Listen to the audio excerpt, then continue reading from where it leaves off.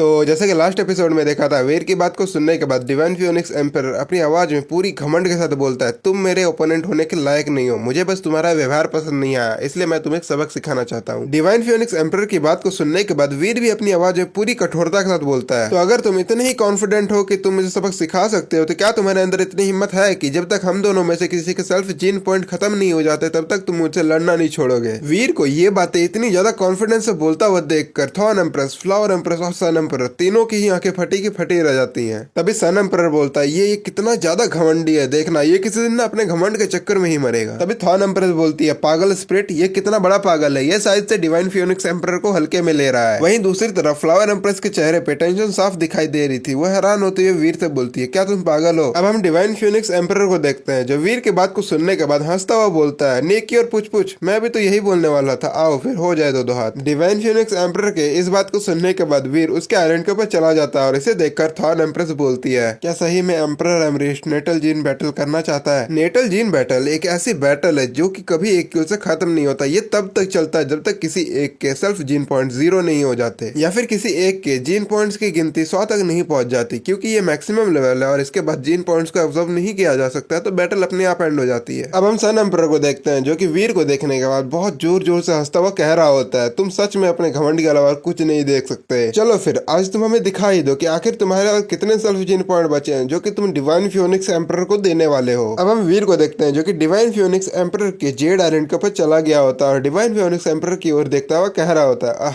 तुम्हें देखकर तो मुझे अभी से ही थकान होने लग गई यार। वीर की बात को सुनने के बाद डिवाइन फियोनिक्स एम्परर हंसता हुआ कहता है, पछताने के लिए बहुत देर हो गई बच्चे, अब पछताने का कोई फायदा नहीं है। डिवाइन फियोनिक्स एम्परर की बात को सुनने के बाद वीर कैजुअली अपने कान को खुजाता हुआ डिवाइन फियोनिक्स एम्परर से बोलता है, मुझे उस बात का थोड़ा सा भी पछतावा नहीं है, लेकिन तुम्हें 100 बार मारना ये सच में सोच कर थका देने वाला बात है। एक काम करते हैं, तुम्हें तो वैसे भी मेरी पावर्स देखनी है ना, तो ठीक है, मैं तुम्हें एक बार जान से मार दूंगा और बाकी के 99 बार आके तुम खुद आत्महत्या कर लेना, जिससे कि तुम्हें भी ज्यादा दर्द नहीं होगा। वीर की बात को सुनने के बाद सन एम्परर हमेशा की तरह उसे चिढ़ता हुआ कहता है, ये कितना बड़ा घमंडी है, क्या इसके घमंड की कोई हद नहीं है? डिवाइन फियोनिक्स एम्परर भी वीर की बात को सुनने के बाद जोर जोर से हंसता हुआ कहने लगता है, जो तुमने कहा मैं भी वही चाहता हूँ, मैं तुम्हें एक बार जान से मार दूंगा और बाकी की 99 बार तुम खुद आत्महत्या कर लेना, जिससे कि मेरा थोड़ा टाइम बच सके। या फिर एक काम करते हैं, हम दोनों में से जो पहले मरेगा वो बाकी के 99 बार सुइसाइड करेगा, ताकि हम दोनों का ही टाइम और मेहनत दोनों बच सके। डिवाइन फियोनिक्स एम्परर की बात को सुनने के बाद वीर खुश होता हुआ बोलता है, मुझे मंजूर है, रेडी हो जाओ फिर आत्महत्या करने के लिए। वीर को अपने आप को इतने से हल्के में लेता हुआ देखकर डिवाइन फियोनिक्स एम्परर बहुत ज्यादा गुस्सा हो जाता है और अपने किसी एक एबिलिटी को एक्टिव करने लगता है। तभी वीर हमेशा की तरह एक कैजुअली पंच बनाता हुआ उसके ऊपर अटैक करते हुए कहने लगता है, आओ फिर तुम्हें मैं अपनी पावर दिखाता हूँ। अब हम सन एम्परर को देखते हैं, जो कि अपने मन में सोच रहा होता है, डिवाइन फियोनिक्स एम्परर की बॉडी हर तरह के फिजिकल अटैक से इनविंसिबल है, साथ ही इसकी बॉडी अमर और अविनाशी भी है। और ऐसे में सबसे बड़ा सवाल तो ये उठता है कि क्या इसकी बॉडी एम्परर एमरिस्ट के अटैक को झेल पाएगी या फिर सिनों के मिरर की तरह टूट के बिखर जाएगी। अब हम फ्लावर एम्प्रेस को देखते हैं, जो कि थॉन एम्प्रेस के साथ खड़ी होकर उससे कह रही होती है, डिवाइन फियोनिक्स एम्परर ने अपने डिवाइन फियोनिक्स बॉडी के साथ सालों से फर्स्ट और सेकंड स्पिरिचुअल बेस में राज किया है और इस बीच वो किसी से